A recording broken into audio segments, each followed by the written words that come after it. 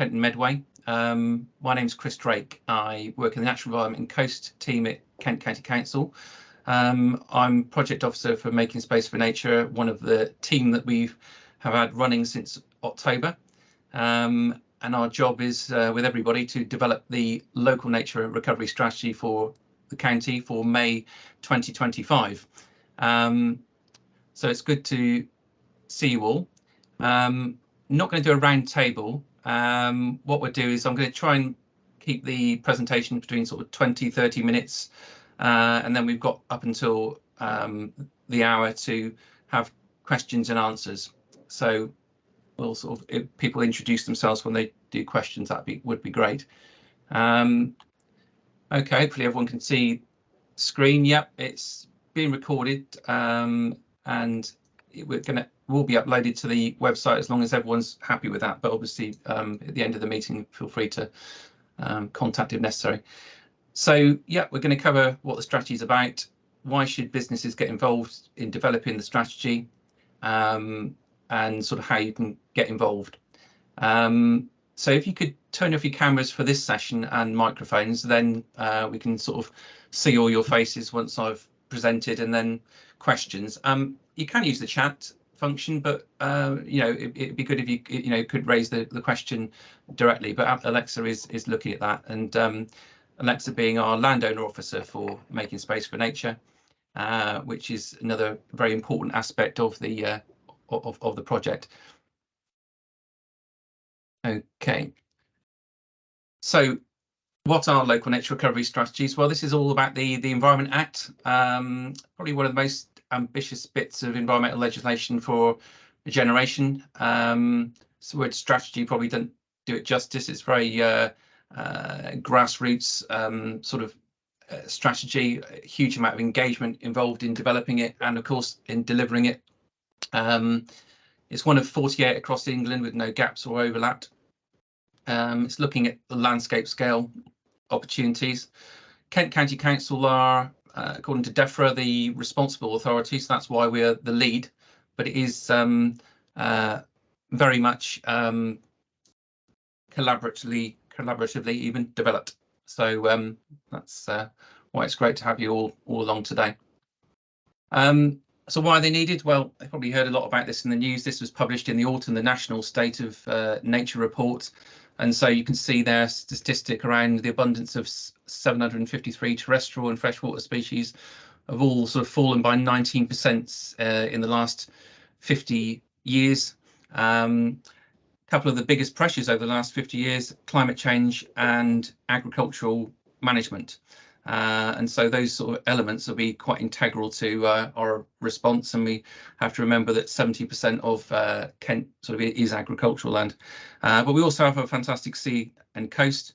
The LNRS goes down to the low tide mark, but we do see some great opportunities to do work along the coastal habitats and sort of some integrated stuff relating to marine as well.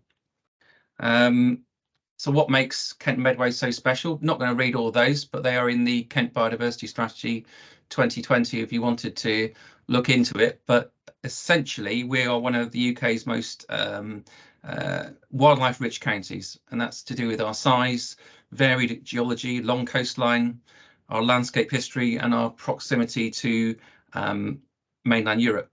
So alongside that, we also have some of the biggest pressures, probably in terms of development, land use, and sort of climate change impacts that I mentioned before. So yeah, this is how we're developing. The point we're at the moment on this little chart here is that we're about to embark upon a significant part of engagement, which is these online briefings for different sectors. And if you look at the Get Involved events section of the website, we've also got workshops around the county, and it's all about getting into the essential outcomes that people want to see for this strategy. And then that goes on into a more detailed approach later in the year, which is about identifying measures on the ground and then identifying sort of how those measures might be delivered. But this all will end up in our local nature recovery strategy. In the first quarter of next year, there will also be a sort of public consultation on the strategy. So yeah, as I mentioned, we're leading it, but certainly it's for everybody to deliver public, private, voluntary sectors all playing a role. We are following statutory guidance. It's quite stipulated in some areas, a bit looser in others, but we have working with Natural England as our advisor, and do have to follow the national regs for this, ensure that there's some consistency across the 48 strategies that will be developed. Well, this is a complicated looking chart. Environmental improvement plans, the overall thing that comes out of the Environment Act. You can see the strong links between local nature recovery strategies on the right hand bottom side there, and some lovely acronyms, BNG being biodiversity net gain, and in that sense the LNRS will be important in terms of the strategic significance multiplier, so it will be a factor in terms of biodiversity net gain. ELM, the Environmental Land Management Scheme, some details still to come, but that's for landowners and farmers. Green investment I'll come back to, but it will be about identifying opportunities for that and trying to plug that into funding.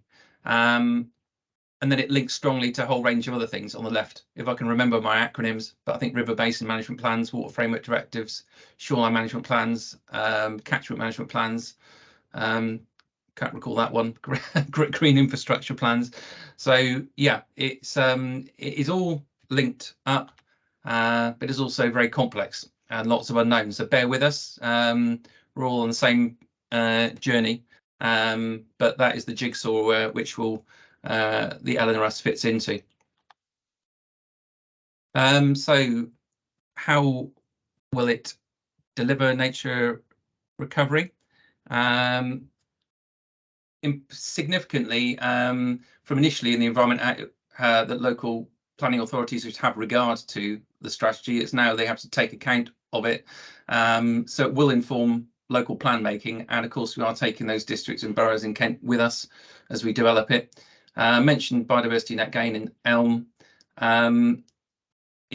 Nature-based solutions, so how nature can help tackle a range of issues, where it could be from sort of flooding to public health to a range of different things. That's a significant aspect of it as well. So essentially, yes, a county-wide map framework. Action and investment will be directed to areas of the greatest need and benefit. So I think that's the real point, that if you include an area, an action, a measure in the LNRS, it really gives it visibility in terms of future plan making and future funding. And then also significantly, we can help to at least steer losses and impacts away from some of our most valuable natural assets. Okay, so what the LNRS will and won't do, I'll concentrate more on the right hand side. So yeah, it will identify areas where the creation or improvement of habitat is likely to provide the greatest benefit. It will identify potential measures to support delivery of the priority. It will inform opportunities for funding and investment. We'll actively seek input from all stakeholders. We'll listen to all views on priorities and areas identified as potentially important, and we'll review, revise and republish on a regular cycle. So this is the development phase, making space for nature. The strategy itself then of course will be regularly reviewed, and that's where a lot of the real hard work is going to take place in terms of delivery. Yeah, significantly is not, it will not end in 25. That's when the strategy will be published and things will be started. But I suppose it's important, the top two left-hand points, that it's won't draw localized definitive boundaries, so it will not dictate actions in those senses, but it will strongly steer actions, and in that sense, so it will not force landowners and managers to make changes, but if they're in it, then there's a opportunity to make some real changes. So why do you want yourselves as sort of business representatives to get involved? Well, LNRS will influence and inform future action and associated funding streams and investment. So we want to make sure that your interests are represented in the discussions in these sort of early stages and throughout. We need the LNRS to align with your own strategies, plans and future ambitions. And then, of course, if you follow us through, we'll be more informed and you'll be able to build the outcomes and opportunity of the strategy into your own long-term planning. So in terms of the importance of the natural environment to Kent business, or what's the natural environment ever done for us, Kent Medway has a very important role in food security, as I'm sure you all know. With our long coastline, there's some quite strong statistics. 40% of horticulture consumed and 80% of top fruit grown in Kent. That's for the country. 80% of fresh food comes through UK ports, and then you've got real areas of opportunity for business and for nature. Viniculture growing very fast, and is being more profitable in some cases than traditional land uses. So we do have separate briefings for landowners and farmers, but I'm sure that we can see there's a strong link to this briefing as well. Didn't want to miss that one. So that's part of our natural capital, along with these key points. So pollinators, we've heard a lot about these, but in terms of that's absolutely essential for our crops going forward. So a lot of work in the county going ahead on that. There's a project called Plan B working in that area. Good soil health is becoming very clear that good soil health is good for agriculture, important for nature, and nature's integral to that. And a lot of the inputs that would traditionally be artificial inputs can be avoided if you have good soil health. Water quality and supply, well, for absolutely every type of development building that's going ahead. I'll come back to it, but it's a real challenge in Kent. But what we have is chalk aquifers, groundwater, and that's where our supply is coming from. But what goes on up above in terms of the habitats above that has a knock-on effect on water quality and supply. So management for nature can help and is integral to that as well. Pest control, having some field margins where natural species can do the job of pesticides, proving increasingly useful. So those are provisioning and regulating services. But Kent's natural environment is strongly linked also to a sense of place. It's important for health and well-being and a draw for businesses wishing to locate for the area. And when we're talking about health, we're not just talking about, although it's very important, air quality and water. We're talking about time spent in nature and the evidence that it has a real benefit in terms of people's health. This is what our public health colleagues will call wider determinants. So it's all those things, not just going along to NHS appointments, but all those other things that are absolutely as important, and nature is at the top of that list in terms of people's well-being. And of course, Kent's countryside and coast is integral to our tourism offer as well. So all that natural capital, it supports us, but it is under threat. I've probably mentioned it a couple of times, but we are at the forefront of climate change. And so our challenge, and the challenge of LNRS, is to adapt to climate change, in some cases mitigate some of the impacts. There is a whole lot of separate work going on carbon capture, wilder carbon, and that's another linked agenda. Southeast is an area of high water stress. Natures can help to address that. There's sort of techniques like wet woodlands, slowing the flow, things like that, which can help to manage water better, hold water better. We're at the forefront for invasive species. Ash dieback mentioned because it's a familiar one, but also a lot of marine ones. So that's a challenge, along with the other challenges. And just general high demand on nature, and quite often it's not always clear how nature is supporting us, but sometimes it's quite intangible ways, but it's in many more ways than a lot of people realise that nature is supporting businesses and people in Kent Medway in general. So how will the local nature recovery strategy help to maintain natural capital and link to green finance? Well, it's about better decisions on land use. So it's a spatial plan. It will set out all that work that's being done at the grassroots in terms of where opportunities are and where important areas are, and the local planning authorities will have to take account of that. It will inform land management decisions based on funding for nature. So I mentioned biodiversity net gain in elm, a channel for green finance linked to nature-based solutions. So, you know, where nature can address some of society's problems, linking that up with funders, identifying opportunities for private finance.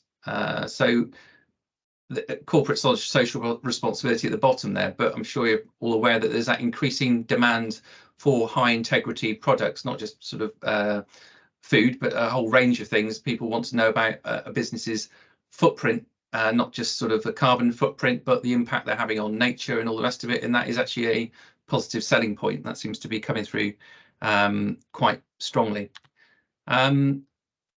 I wouldn't say that this one's got lots of Kent examples necessarily, but this is going to be quite important. That although the strategy won't actively be working on green finance, its success will be in part dependent upon that. So this is almost like a dating agency website for businesses against nature projects. So there's a separate piece of work collectively.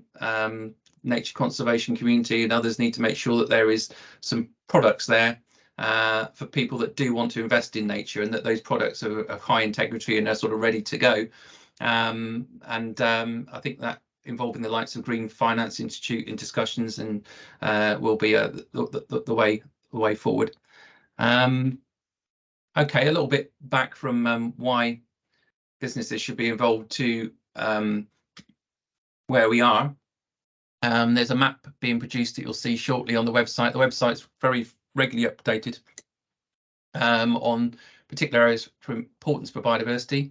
Map of where nature recovery action has been taken. That's actually going to be an app which we launched next month, which people can map their nature recovery actions. So we've got like that real-time information coming in about what's happening where.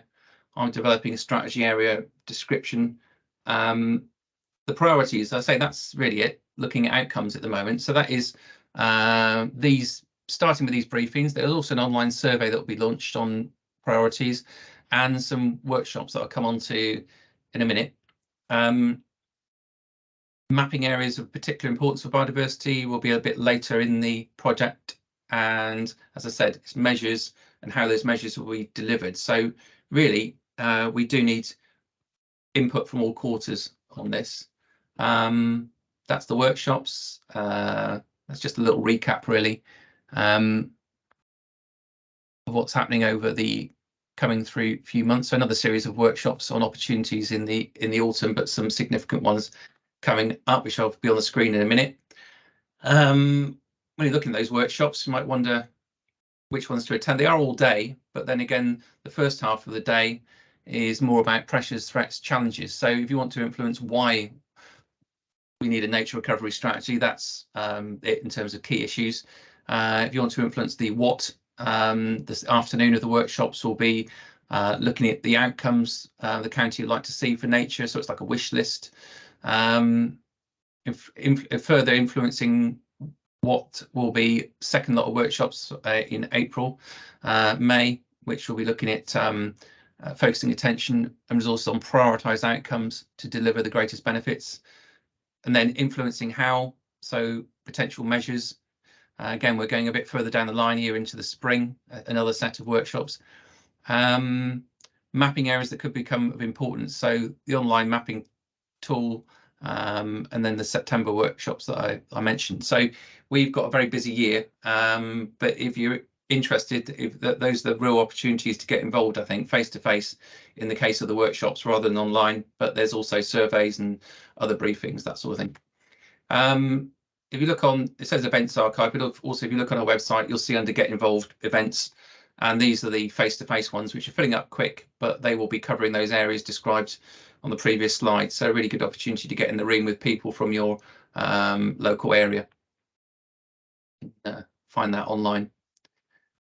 So in summary, Making Space for Nature will create a spatially framed strategy for nature, focusing action to where it's most needed and or where it will deliver the greatest benefits. Direct action and investment to areas of greatest need and benefit. Direct losses and impacts away from our most valuable natural assets, and deliver a coherent and resilient ecological network for wildlife-rich places across County Medway, resulting in a county thriving with wildlife and plants. So it's quite simple as that, as you might say. That's that all-important website, and I'm going to stop speaking in a minute and open up for questions that both Alexa and I will do our best to answer, and if we can't, we'll make a note of and come back to you. So thank you for listening.